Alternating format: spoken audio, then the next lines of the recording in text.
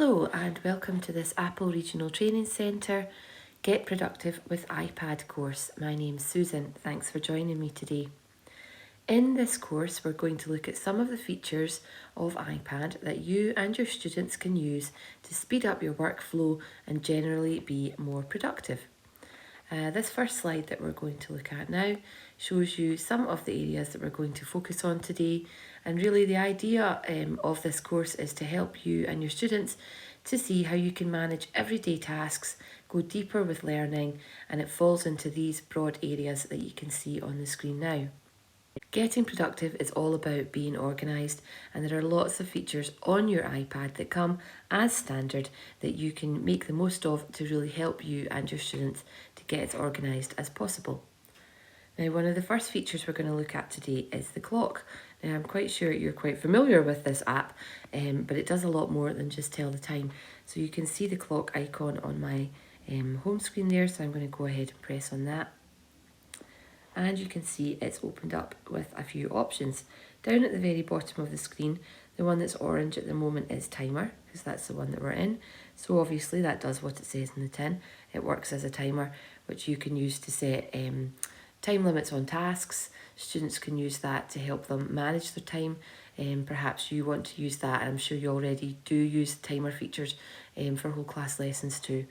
The when timer ends part in the middle there, if we just press on that, it gives us some choices of different tones that can play at the end.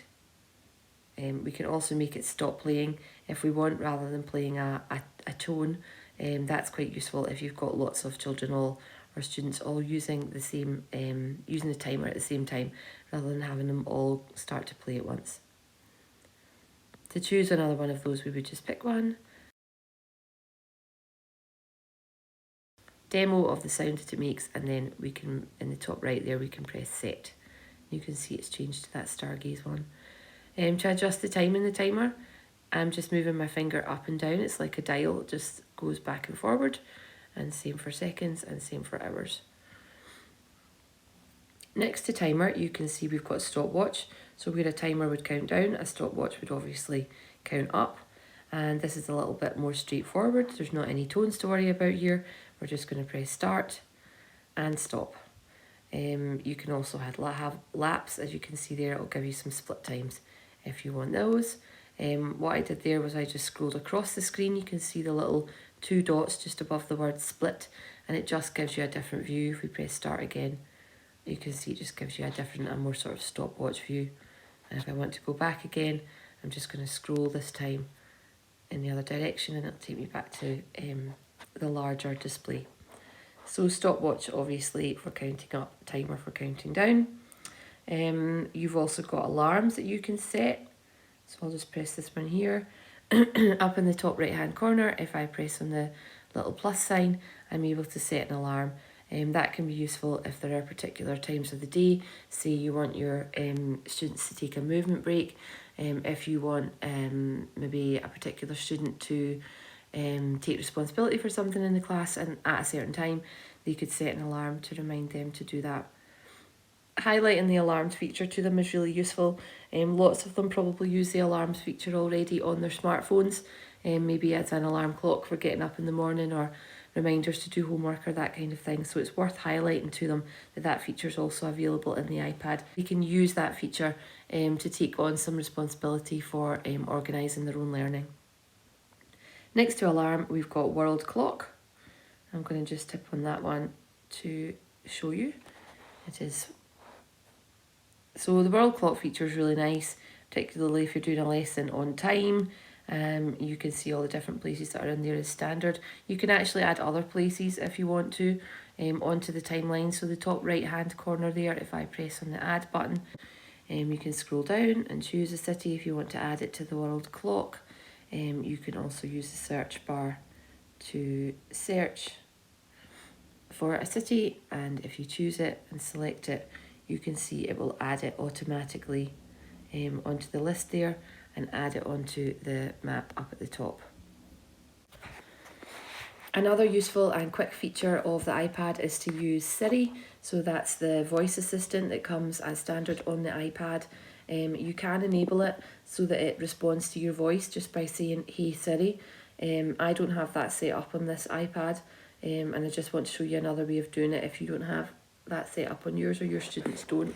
So you can go into the settings section and go to Siri and set it up so that it recognises your voice, so that all you have to do is say, start a sentence with "Hey Siri," and it will listen and respond to what it is you've asked it to do. You can also press and hold on your home button and that does the same thing. So if I press and hold, we'll give Siri a few instructions just so you can see how quickly students can use that to find something out. Hey Siri, what's 236 times 6? The answer is 1416.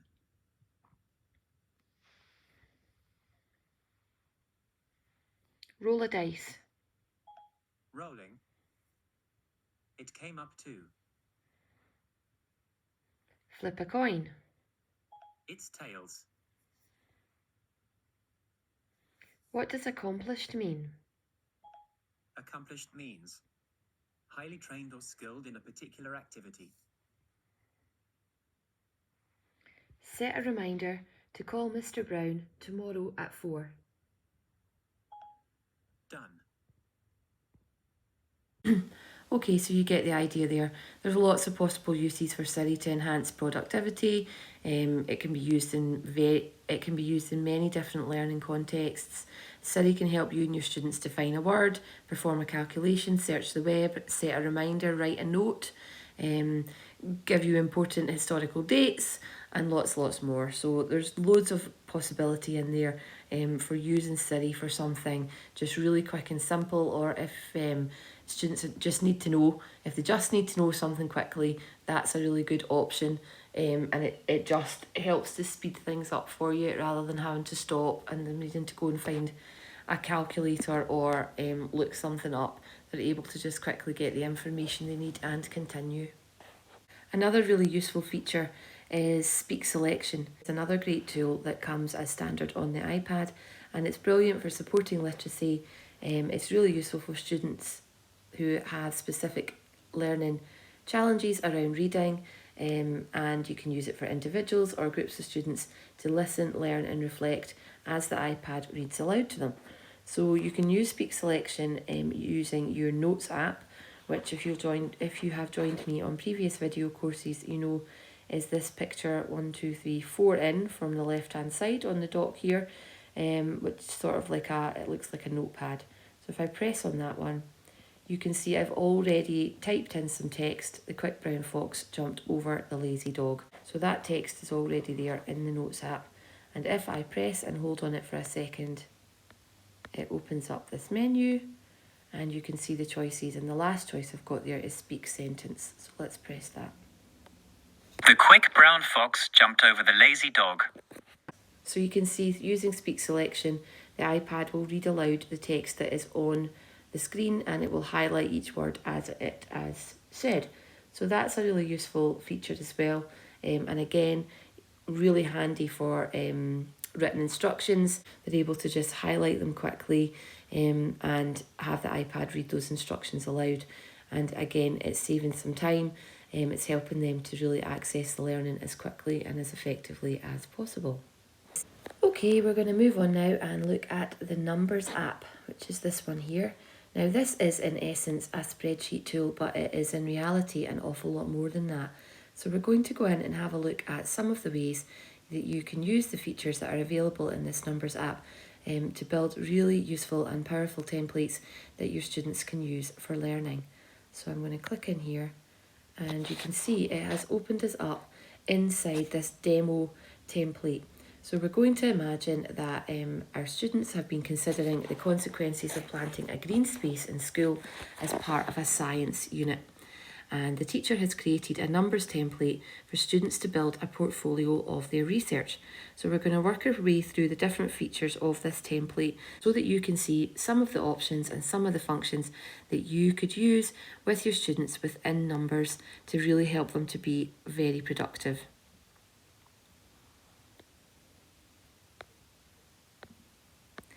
Now, before we begin, I just want to highlight to you a couple of things.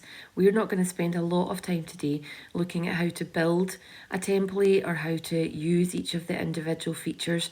I'm more interested in this video in helping you to see some of the possibilities of the app that go beyond building a basic spreadsheet. However, if you go up to my very good friend the ellipsis here and press on it and scroll down, I just want to highlight to you this numbers help option. If I press on that, what it does is it brings up the user guide for numbers. This is brilliant because I can just scroll through and it will take me through absolutely every aspect that I could need to get started with the numbers app. So you can scroll along like this and find the bit you're interested in. If we wanted to know about adding a chart, I could press on that and it would give me a lot more detail about how to do that by step instructions. So we're not going to spend a lot of time on that today, but if you are brand new to numbers, I really do highly recommend that you just go up to the little ellipsis there and into that numbers help section, because it will really help you to get started with it. And it's actually quite intuitive. Once you get going, you'll be amazed at what you're able to create, and that's what I want to focus on in the video today, is showing you an example of what you could put together quite quickly that your students would then be able to use over a series of different lessons, whether they were with you in the classroom or working somewhere else. So you can see we're at the start of this science portfolio page. We're on the title page, and the first thing that we're going to do is we're going to add an image of ourselves onto the front page of the portfolio. To do that, all I need to do is press on the plus button there, and you can see it immediately opens up my albums of photos, and I could take a photo or video using the camera, or I can use one of my existing pictures. So we're just going to do that, and you can see in it goes, the picture appears in the box. Now you can see I'm on title page at the moment, and I'm going to go on to project overview, which is the next one. And we've got a little bit more information here. So you can see from this screen that students have recorded 3 weeks of butterfly numbers into a table. If we tap on the blue arrows below the chart, we can see a dynamic display of this data. So let's just tap on those and you'll see what happens. So week 2, week 3, and you can see week 4 is currently empty. So I'll go back to the first ones and just show you that again. Week 1, week 2, and week 3. Interactive charts allow students to visualise change over time and interpret data much more easily. Using the trends so far, we're able to now add in some data for week 4, and then we can watch the chart change in real time. I'll move the chart back along to the blank week 4, and if we go into the chart underneath, I can tap on the box to bring up the keypad, and we can put some data in there. So let's say, for instance, there were 9 butterflies on Monday. Maybe there were 8 on Tuesday, 11 on Wednesday, 5 on Thursday, and 9 on Friday. So you can see there the formula has calculated what that total would be, and we've now got week 4 data which has appeared in real time into the chart. So I can go back again and show you week 3, and now if we go forward onto week 4, that data is already there. Straight away, the Numbers app is a lot more than just a spreadsheet tool. It is interactive. You can add in these interactive charts really easily, as well as using the spreadsheet data in the way we're maybe more used to. You've also got that multimedia element where you can add in photos, you can add in videos, to make it really a rich learning experience, a place for your students to really gather all of the different aspects of their learning together. We're going to go on now and look at the next tab, which is planting a green space. So here on this screen, you can see there are some tables and charts already set up. And one of the things that we can add in here is a checklist of steps that students need to follow to plant their green space. So in this box here, what we can do is just select it. And then up at the top, if I press on the plus button, I've got some options for things that I can add in. A whole variety of different tables in different colour schemes in this first tab here. I could also add in charts, shapes, I could add in photos or videos. I've got the opportunity to record some audio. I could do some free drawing into the box as well. So it really is a multimedia tool, not just a spreadsheet tool. I'm going to go back to that first box, which was adding in a table, and the one that I'm interested in is this one here, which is the checklist one. So if I add that in, you can see it's dropped a table down at the bottom of the screen there. And by pressing on the little blue circle in the corner, I can pick it up with my finger and I can move it to where I would like it to go, which is just here into this box. So if I tap on the table, I've got some options. I'm going to press at the top there and tap on title actions.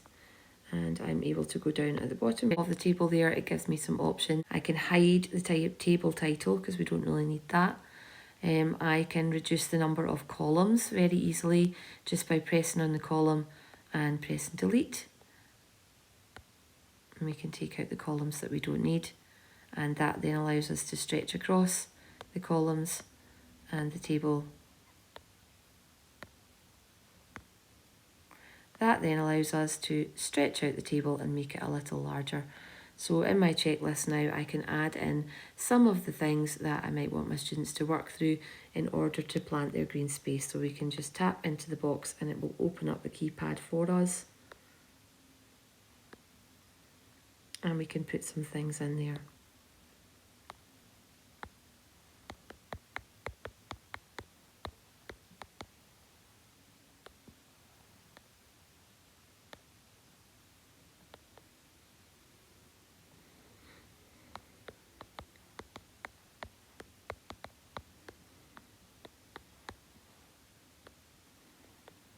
So you get the idea. As each of those things was done, the student would be able to just hit the checklist there, press into the box to say that that had been done. So again, this screen here is a really good example of all the different functions that are available within that Numbers app, where you're able to really combine the students' learning all in one place. To me, what I feel like is it's sort of like in old money in primary schools, it would be like the science topic jotter, where they'd have all those different pieces of paper and they would all be looking for glue sticks at the same time, wanting to glue things into those big scrapbook jotters to keep all their learning together. Now all of that can happen inside of the iPad, which is amazing. Let's go on and have a look at the next tab, which is building an owl box. So we'll tap on that one. And you can see here we've got some more information again. In the middle part there, you've got a chart which says impact of owl box on rodent count over 20 days. So we can use that chart to create a graph to analyse and interpret the data for those rodents that were observed over the 20 days. So to do that, what we would do is we would highlight just by pulling and dragging with my finger, that's all I'm doing there, the chart, and then underneath we can go to cell actions, and you can see the option there is create new chart, and we've got an option for what kind of chart we would like to create, a 2D or a 3D or an interactive one. For our purposes just now, we're going to go back and just add in a 2D line graph.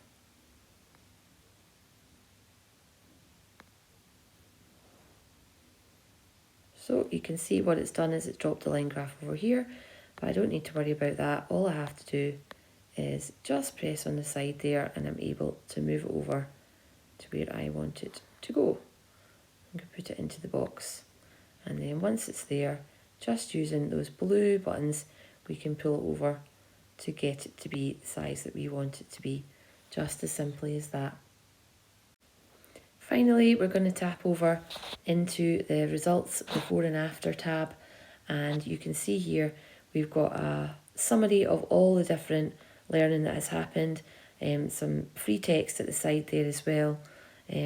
Again, this template, as I said, was put together by a teacher, so using that numbers guide, user guide, you can look at the different features that are right for your class and build something that is fit for purpose for the series of lessons that you perhaps want your students to work their way through.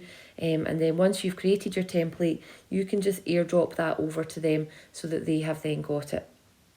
The last thing we're going to do is add in a video summarising the results of the experiment on the butterfly population. So let's do that now.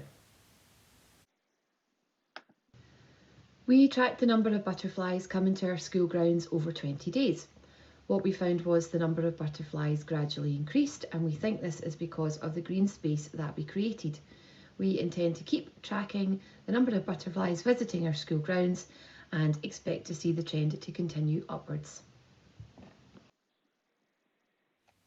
So as you can see, Numbers provides tools to help students get organised and bring information to life through interactive charts, tables, videos and images, all in one amazing learning journal.